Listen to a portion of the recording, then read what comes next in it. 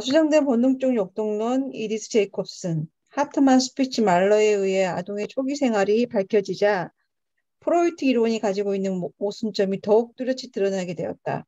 특히 생후 초기 어머니와 관계가 아동의 정신구조를 형성하는 데 커다란 영향을 미친다는 사실은 부분적으로 프로이트의 이론에서 벗어난 것이었다. 특히 문제시된 프로이트의 고전적 개념들은 1919년에 도입된 죽음 본능과 일차적인 성적 자학증이라는 개념들이었다.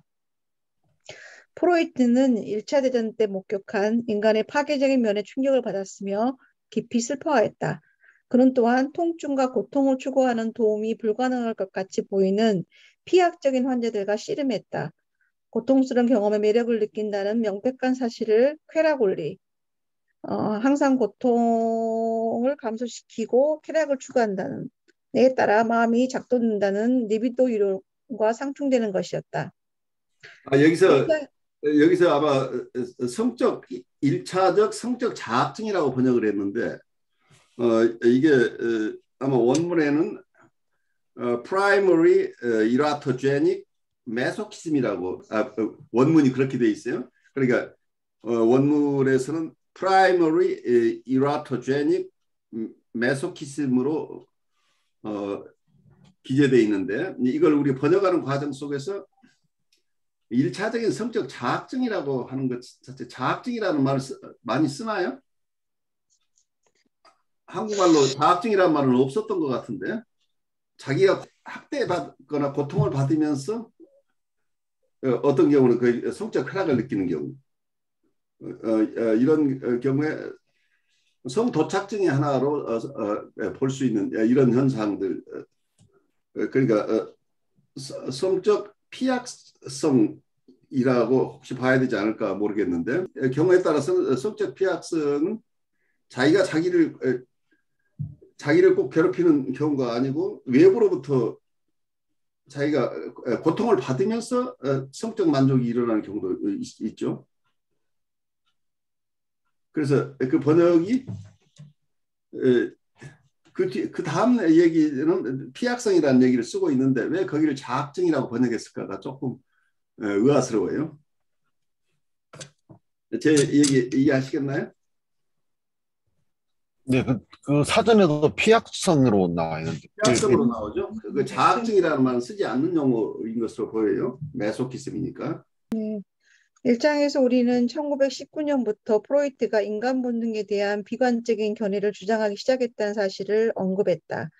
이 시기에 프로이트는 공격성이 리비도와 동등하게 중요한 두 번째 본능적 욕동이라고 결론지었다. 프로이트에 의하면 리비도는 내부 지향, 자기애로부터 출발해서 2차적으로 외부 대상에게 향한다. 프로이트는 이러한 양상을 공격적 욕동을 이해하는 원형으로 사용하였다. 즉, 죽음 본능에서 파생된 공격성도 처음에는 내부로 향하다가 2차적으로 외부 대상에게 향한다고 보았다. 아기는 자기 지향적인 사랑과 자기 지향적인 파괴성을 동시에 가지고 생을 시작한다. 수정된 프로이트 학파의 이론에 따르면 성적, 공격적 에너지로 넘치는 유아는 종종 고양된 긴장 상태에 놓이게 되며 그때 유아는 유쾌하거나 고통스러운 리비도와 공격적 감정들을 느끼게 된다. 프로이트 관점에서 안젤라와 같은 환자의 자학증은 고통에서 성적 자극을 얻는 위장된 방법으로 오이디푸스적인 충동을 만족시킨다. 그가 1차적인 성욕적 자학증이라고 부른 영구적인 심리적 방식에서 비롯된 것이다.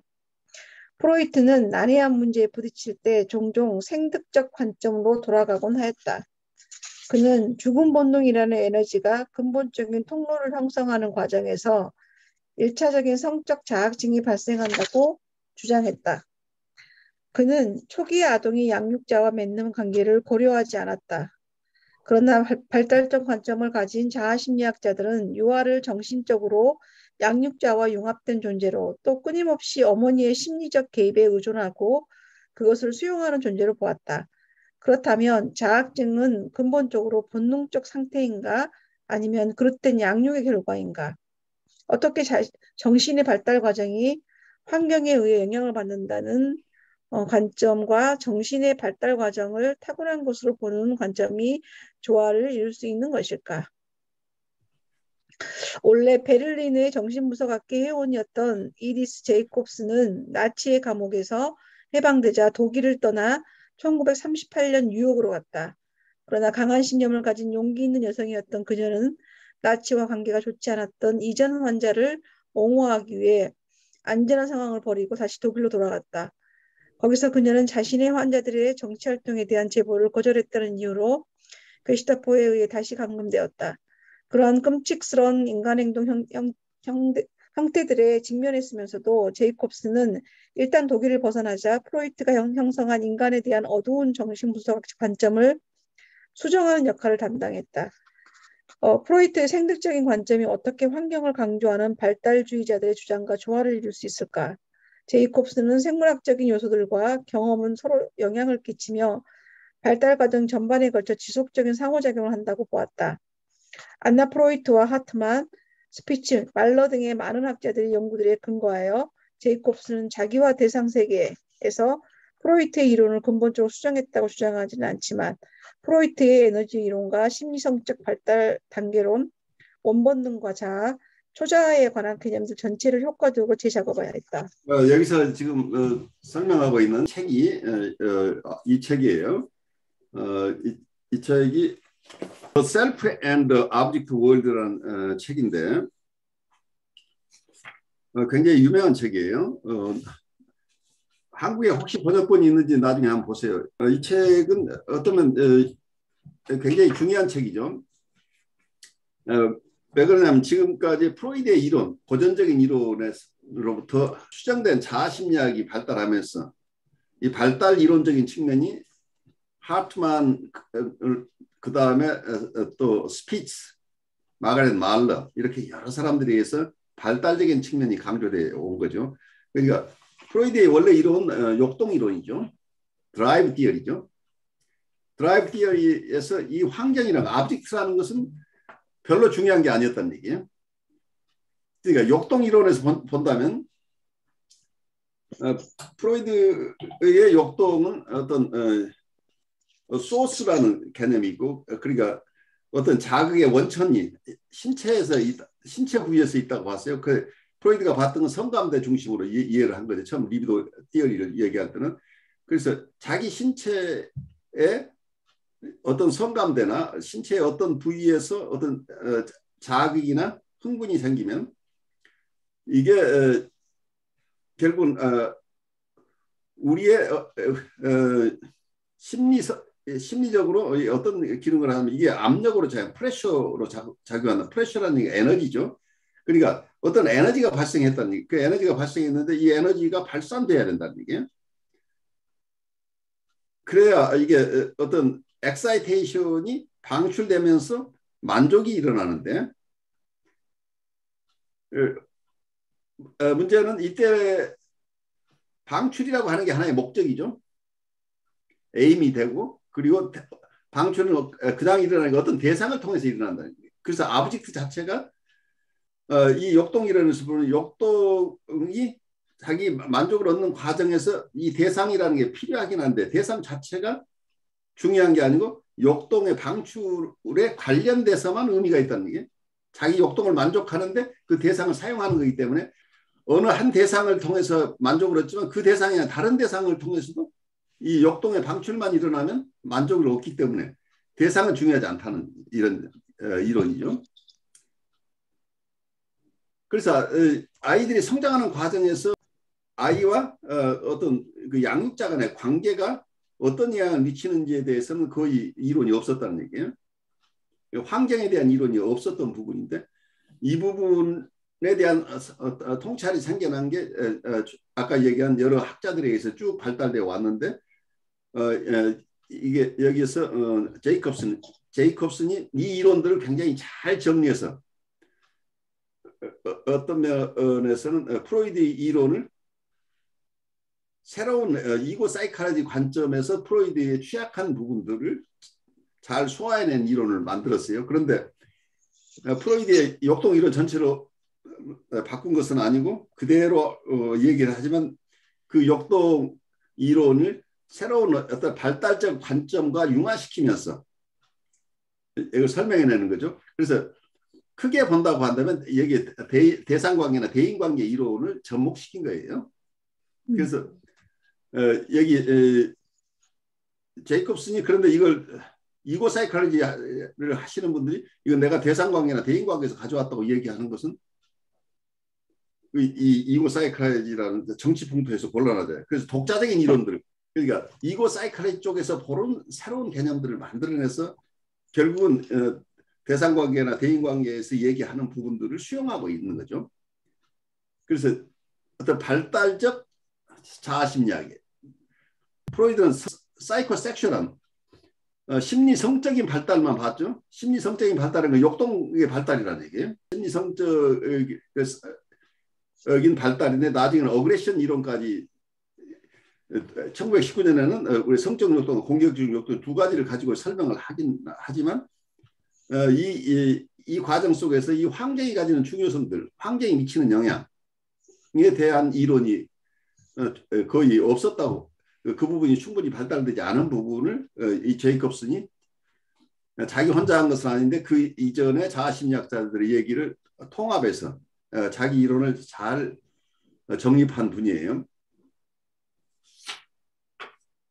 그래서 어떤 제이콥슨의 이론 속에는 굉장히 새로운 개념, 논리적인 개념들도 많이 등장하는데 여기에 제가 조금 더 보완 설명을 드리면 프로이드는 우리는 이들을 가지고 세상에 태어났다. 그래서 이들하는 원본능을 가지고 태어났는데 이 원본능으로부터 나중에 이고가 발달했다. 이런 개념을 설명을 했는데 하트만이 그렇게 우리가 이해하는 것보다는 우리는 처음에 이고와 이드가 분리되지 않은 하나의 매트릭스로 하나의 모체를 심리적인 모체를 가지고 태어나서 이 모체로부터 이 매트릭스로부터 이드와 이고가 나중에 분화돼 나온다. 이런 개념을 사용을 했는데 제이콥슨은 이 하트만의 이론에다가 자기 의견을 더 덧붙여요.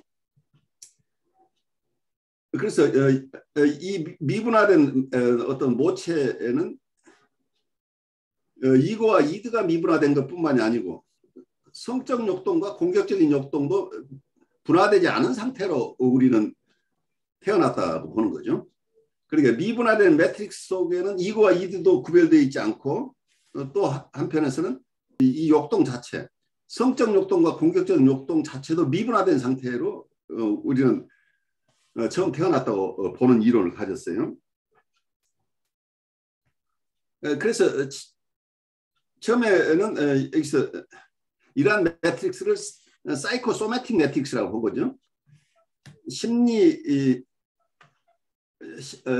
신체적인 어떤 이론, 심리 신체적인 어떤 미분화된 모체를 가지고 태어났다. 이제 이렇게 보는 것 중에서 굉장히 중요한 것이 하트만이 봤던 건 이고 이드의 미분화인데 여기서는 욕동 자체가 성적 욕동과 공격적 욕동도 미분화된 상태로 우리가 태어났다. 이제 이런 아주 중요한 어떤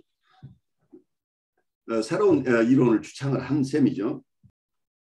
제이콥슨은 이걸 뭐라고 불렀느냐면 미분화된 매트릭스, 그러니까 심리 신체적인 이러한 모체를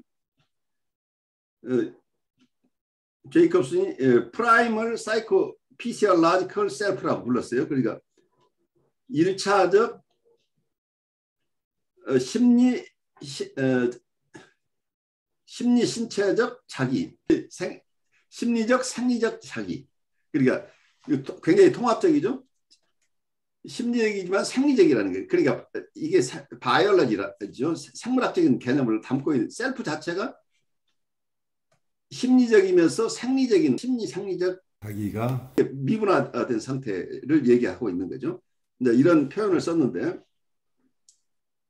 프로이드가 가지고 있던 1차적 나르시시즘과 2차적 나르시즘에 대한 이론을 수정을 해요. 또 그 얘기는 굉장히 길기 때문에 여기서 다 설명할 수는 없는데 프로이드 이론이 대상관계 이론이나 다른 이론과 구별되는 가장 중요한 차이점 중에 하나가 1차적 나르시시즘, 프라이머리 나르시시즘을 인정하느냐 안 하느냐. 그러니까 프라이머리 나르시시즘이라고 하는 개념은 우리는 처음에 리비도 이론은 리비도가 처음부터 자기에게 다 모아져 있는 시기가 있었다. 모든 리비도가 자기를 향해 있었던 시기가 있다 하는 이론이에요. 그래서 프라이머리 나르시시즘에서 우선 리비도 중심으로 본다면 이 성적 욕동 자체가 성적 에너지나 성적 욕동 이런 것, 이 카텍시스나 에너지가 전부 자기에게 향해 있다. 그래서 프라이머리 나르시즘 자기에게 모든 성적 관심이 자기를 향해 있다. 이런 개념인데 그 이론 속에서는 프라이머리 나르시시즘 속에 모든 리비도가 자기에게 머물러 있다가 아이들이 대상과 관계를 맺으면서 대상에게 리비도가 가기 시작했어. 대상에게 갔던, 그래서 대상 리비도는 프라이머리 나르시시즘으로부터 오는 거다. 1차적 자기애로부터 대상 사랑이 생겨난다. 이런 이론이죠. 그러다가 대상 사랑에서 대상을 상실하거나 대상과 대상으로부터 버림을 받거나 이런 상황이 되면 대상 사랑 그 에너지가 아브젝트 러브가 다시 철수돼서 프라이머리 나르시시즘으로 돌아온다는, 이걸 2차적 나르시시즘이라고 이런 이론 구성을 하고 있죠. 그래 프라이머리 나르시시즘 그리고 세컨더리 나르시시즘, 1차적 자기애, 2차적 자기애 이제 이런 얘기를 하고 있는데 거기에 대한 이론들도 정면으로 부인한다기보다 성향을 조금 달리해요. 그 부분은 우리가 나중에 조금 봤으면 좋겠고, 아까 얘기대로 처음 태어나서는 우리가 성적 에너지와 공격적 에너지가 구별되지 않고 하나의 덩어리로 에너지가 있었다는 얘기예요. 그래서 undifferentiated drive 에너지라고 얘기를 한다면 욕동 에너지가 미분화된 욕동 에너지, 그리고 성적 에너지도 아니고 공격적인 에너지도 아닌 미분화된 상태의 에너지가 아이가 처음 가지고 태어났다고 보는데, 이때는 아직은 아이 입장에서는 어떤 대상과 자기가 지금 구별되지 않는 거죠. 처음에 원디퍼리시에이트니까 자기 이고도 없고 이도도 지금 자기 이고가 없는데 대상이 있을 수가 없잖아요. 그러니까 셀프하고 아브젝트가 좀 구별되지 않은 이런, 이게 프라이머리 나르시시즘 얘기예요.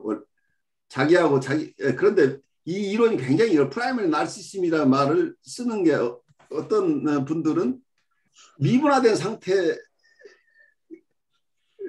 자기라고 얘기할 수는 없잖아요. 그러니까 나르시시즘이 그럼 이런 미분화된 상태 이후에 이고가 형성됐을 때 혹은 셀프라는 개념이 생겨났을 때 그때부터 나르시시즘이다. 그러면 그 이전에는 그런 또 개념이 있죠. 자기를 성적 대상으로 보는 오토이라틱 스테이지라는, 오토이라틱 자동성애적인 기간이 있고, 그 이후에 대상과 자기가 구별되면 그때부터 이걸 나르시시즘이라고 볼 거냐, 아니면 이 나르시시즘이라는 개념, 프라이머리 나르시시즘 개념이 프로이드가 쓰다 보면 나중엔 태아 쪽에도 나르시시즘 얘기를 해요. 그러니까 태아에 있을 때부터 우리는 이미 나르시시즘을 가지고 있다. 이렇게 보면 이 발달 단계에서 오토이라틱 스테이지라는 것 그 자체가 무시되고 바로 어쩌면 이 프라이머리 나르시시즘이 그런 시기 이론이 안 맞죠? 처음에 자폐적인 단계를 상정을 하면 자폐적인 단계에서는 대상과 자기가 없다는 이런 단계를 설정을 하면 아직은 대상도 없는 상태가 리비도가 가 있다고 하는 것 자체가 그걸 자체를 나르시시즘이라고 하기 어려운 이런 논리적인 모순에 빠져요. 그래서 어떤 이론, 처음 프로이드의 이론을 어떻게 따라가다 보면 처음엔 오토이라틱 스테이지가 있고 그 뒤에 프라이머리 나르시시즘이 있는 것처럼 이렇게 되는데, 다른 이론에 보면 이 오토이라틱 상태하고 프라이머리 나르시시즘 구별하지 않고 태어나면 프라이머리 나르시시즘이다 이렇게 얘기를 하기도 해요. 왜냐하면 대상과 자기를 잘 구별되지 않은 상태까지도 프라이머리 나르시시즘이라고 얘기를 하는데, 나르시시즘이라는 용어 자체는 원래 셀프를 사랑한다는 거니까 셀프가 없는데 뭘 사랑하느냐, 이제 이런 얘기가 되는 거죠, 말하자면. 그래서 굉장히 초심량 이론이가 논쟁하는 게 다 양쪽 다 일리는 있어요. 그런데 그 현상을 설명하는 방법인데 그래서 처음에는 그걸 뭐라고 하건 이 역동 자체가 에너지 자체가 역동 에너지 자체가 미분화된 상태인데 이때는 처음에는 이게 다 자기의 인사이드를 향할 수밖에 없다는 자기 안에 이때는 심리적인 태어나기 이전 상태라고 한다면 이 상태 태어나기 이전부터는 아까 생리적인 상태에 있는 거죠. 아직 심리적인 기구가 발달하기 이전이니까. 그래서 생리적으로 자기 안을 향해서 이 에너지가 사용될 수밖에 없었다. 이제 이런 얘기를 추상적으로 하는 거죠. 그런데 태어나면서부터는 태어나기 이전에는 생리적으로밖에 이 에너지가 자기 바디를 중심으로 자기 안에서 일어나는 것들이죠. 그런데 출생이 되면서 점차 이 본능적인 역동 에너지 자체가 둘로 나눠진다. 태어난 이후에 나눠진다. 이런 개념을 가지고 있어요. 그런데 나눠지는 과정 속에서는 외부 자극의 영향 안에서 두 가지의 역동이 분화된다. 이런 개념을 가지고. 그래서 현실 경험하고 관련돼서 이게 일어난다고 보는 거죠. 리얼리티하고. 그리고 환경을 접하면서 미분화됐던 성적 욕동과 공격적인 욕동이 분화된다. 이런 추상적인 이론을 여기서 설명하고 있어요. 그러니까 외부 자극의 영향이라는 게 들어오니까 외부 자극의 영향은 결국은 대상이죠. 보통 경우에. 여기서는 보통 어머니 대상이 초기에는 그게 부모 대상이 환경이니까 부모 대상과의 관계, 특히 어머니와 관계 속에서 이 욕동들이 발달한다. 그 공격적인 욕동과 어느 누구도 완전하게 다 만족시킬 수는 없기 때문에 공격적인 욕동과 어떤 성적 욕동 이 두 가지가 구별돼 나온다. 이게 발달하기 시작한다. 이제 이런 얘기를 하고 있어요. 그러면서 아까 얘기는 인터널 자기 내부로밖에 아까 역동 에너지를 발산할 수 없었는데 이제는 이 역동 에너지를 발산하는 채널이 통로가 여러 개로 열리기 시작한다는 얘기예요. 그러니까 다양하게 여러 모습으로 자기 안에 생기는 이 역동 에너지들이 즉 자극을 방출하는 방법들이 다양해진다. 아이들이 성장하면서 점점 역동 에너지가 사용되는 채널들이 다양하게 일어나게 된다. 나중에 우리가 아이들이 자라면 언어를 통해서 방출되기도 하지만 그 이전은 대부분 행동을 통해서 발생하거나 여러 모습으로 생리적으로 아까 자기 바디를 통해서 발산하거나 어떤 행동으로 제스처로 발산하기도 하고 여러 모습으로 나오겠죠. 그런 과정을 제이콥슨이 설명하고 있어요.